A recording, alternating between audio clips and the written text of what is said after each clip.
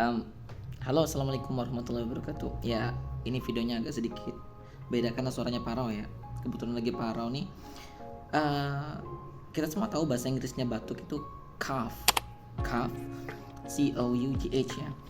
Tapi batuk itu punya dua jenis ya. Yang pertama batuk kering, yang kedua batuk berdahak. Nah, batuk kering itu bahasa Inggrisnya dry cough, dry cough, dry cough, easy ya.